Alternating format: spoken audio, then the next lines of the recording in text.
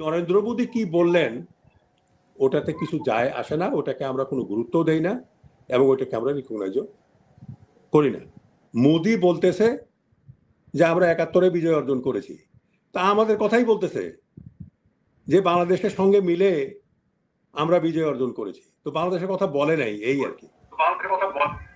ভারত বাংলাদেশে এত বেশি তাদের দালাল সৃষ্টি করেছিল, বিশেষ করে এই যে লাস্ট ১৬ বছর আপনি জানেন, সাংবাদিক থেকে নিয়ে একেবারে আমলা থেকে নিয়ে ব্যবসায়ী থেকে নিয়ে সাহিত্যিক, বুদ্ধিজীবী, সাংস্কৃতিক কর্মী, এরা ওই ঢোলটাই বাজাতো আর কি, তাদের কথাই। আমি প্রথম কথাটাই উত্তর দিতে চাই, সেটা হলো যে ১৬ই ডিসেম্বর তারা বিজয় দিবস পালন করে, আমরাও ১৬ই ডিসেম্বর বিজয় দিবস পালন করি।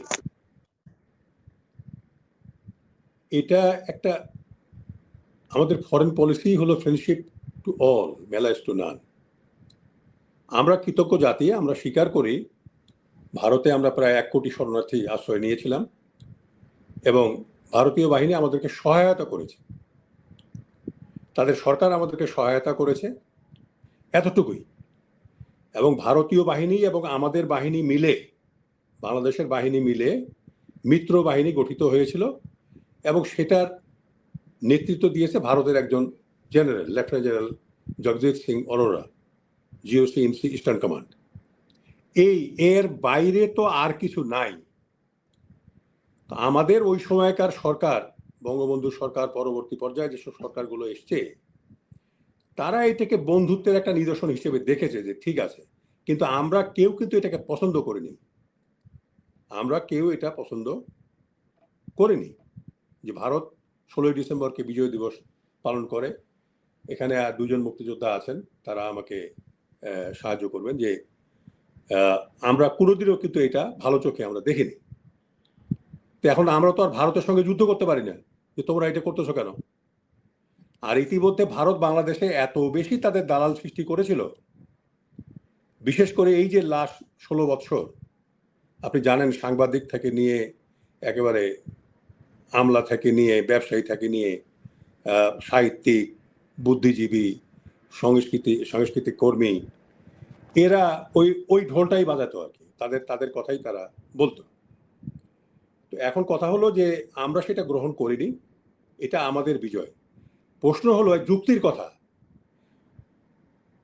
মোদির যদি বক্তব্যটা আমি কয়েকবার পড়েছি, সেখানে বলেছে ৭১ সালে আমরা বিজয় অর্জন করেছি, ৭১ সালে আমরা বিজয় অর্জন করেছি। তো ৭১ সালে তারা বিজয় অর্জন করতেছে, যেটা তারা তাদের কথা, আমরা তো আর রিকগনাইজ করি না, আমাদের সরকার তো আর রিকগনাইজ করে না। একজন যদি বলে আমি দিল্লির বাদশাহ, আমি এখান থেকে যদি বলি দিল্লির বাদশাহ, আমি দিল্লির বাদশাহ হয়ে গেলাম? হ্যাঁ, ভারত সরকার যদি বলে যে হ্যাঁ জেনারেল ফজলুর রহমান আপনি দিল্লির বাদশাহ, উই রিকগনাইজ, তাহলে না সেটা এটা কিছু হইল। মোদি বলতেছে যে আমরা ৭১-এ বিজয় অর্জন করেছি, তা আমাদের কথাই বলতেছে যে বাংলাদেশের সঙ্গে মিলে আমরা বিজয় অর্জন করেছি, তো বাংলাদেশের কথা বলে নাই, এই আর কি। ডকুমেন্ট যদি আপনি দেখেন, যে মিত্র বাহিনী যে তৈরি হয়েছিল তার অর্ডার অফ ব্যাটেল বা কম্পোজিশন অফ ফোর্স যদি আপনি দেখেন, সেখানে 3টা কোর ছিল। প্রথমে 2টা, বোধহয় 5 কোর আর 33 কোর, এরপরে মানে দ্বিতীয় কোর আর কি, সেকেন্ড কোর গঠন হয়েছিল পরবর্তী পর্যায়ে, এবং 29টা ছিল বিএসএফ ব্যাটালিয়ন, এইটা হলো ইন্ডিয়ান ফোর্স, আর 101 কমিউনিকেশন জোন যেটা শিলিগুড়িতে।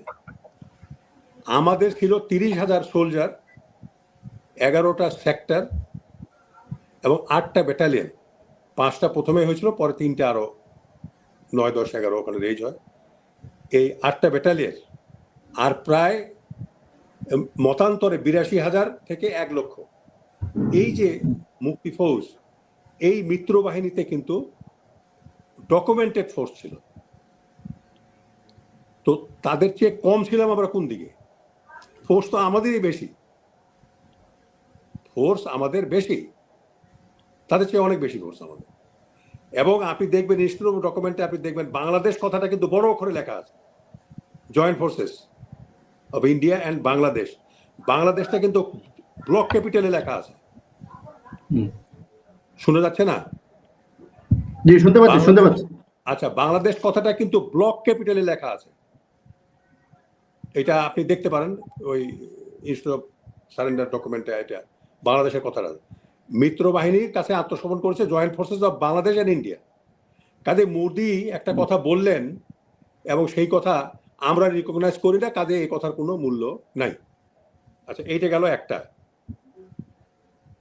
এর পরে যে বিষয়টা আমি বলি, একে খন্দকার এসছিলেন, এই খন্দকারের কথা যখন আসলো, with due respect to him, উনি এই যে মিলিটারি খেতাব দেওয়া হয়েছে আমাদেরকে, ডেকোরেশন দেওয়া হয়েছে, বীর শ্রেষ্ঠ, বীর উত্তম, বীর বিক্রম, বীর প্রতীক, এগুলো দেওয়ার ব্যাপারে 1972-তে এটা অফার করা হয়, দেওয়া হয়, কনফার করা হয়। সেখানেও তিনি কিন্তু লিখেছেন, তার বইটা আমি দেখেছি, পড়েছি সেখানে, তিনিও সেখানে বলেছেন যে এটা খুব জাস্টিস করা হয়নি এটার উপরে। তো আজকে আপনি এবং দুজন বিজ্ঞ আলোচকের মাধ্যমে আমি কথা বলতে চাই যে যেহেতু তিনি স্বীকার করে গেছেন এবং এইটা দেওয়ার প্রধান ছিলেন তিনি, সে কমিটির প্রধান, যে মিলিটারি অ্যাওয়ার্ড কনফারিং কমিটি যেটা ছিল সেটার প্রধান ছিলেন তিনি, এবং তিনি এটা দিয়েছেন এবং তিনি স্বীকার করেছেন যে এটা জাস্টিস করা হয়নি যেভাবে করা উচিত ছিল। আমি প্রস্তাব রাখতে চাই আবার এটা কমিশন গঠন করে ইভালুয়েট করা হোক। এখনো মুক্তিযোদ্ধারা জীবিত আছেন, মুক্তিযুদ্ধের ইতিহাস আমাদের সামনে জীবন্ত, এর যেমন আমরা তিনজন এখানে জীবন্ত আছি। এই যে খেতাব, এই খেতাবটা পুনরায় বিবেচনা করা হোক। এই সব এখন আমরা জানি কার কি অবদান, কে কিভাবে অবদান রেখেছেন। কাজেই এই খেতাবটা এখন দেওয়া উচিত বলে আমি মনে করি। এইটা প্রস্তাব আমি সরকারের কাছে রাখলাম আপনাদের মাধ্যমে।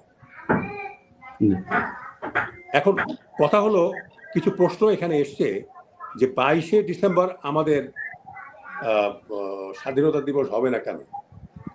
দেখেন, আমরা নিজেরা মুক্তিযুদ্ধ করেছি। যিনি প্রশ্ন করেছেন তিনি মুক্তিযুদ্ধ দেখেন নাই, তিনি মুক্তিযুদ্ধ করেন নাই। যারা মুক্তিযুদ্ধে গেছে তাদের অভিজ্ঞতা, তাদের যে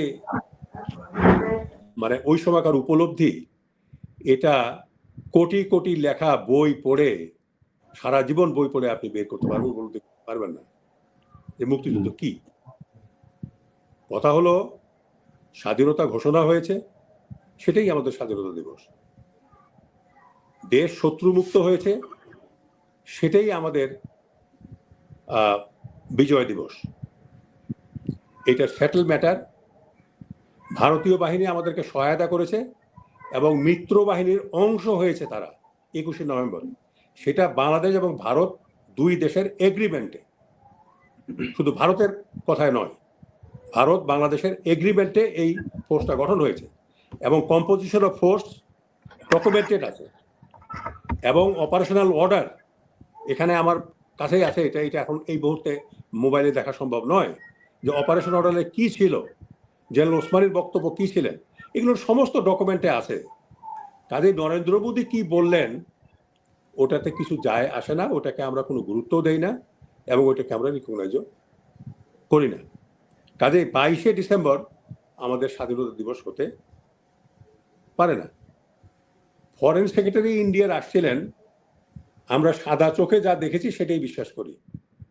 তিনি আমাদের ফরেন সেক্রেটারির সঙ্গে বসেছেন, প্রধান উপদেষ্টার সঙ্গে বসেছেন, এর বাইরে আর কোনো কথা নাই। এর বাইরে আমরা কেউ কিছু জানি না এবং এগুলো নিয়ে আলোচনা করাও আমি সমীচীন মনে করি না।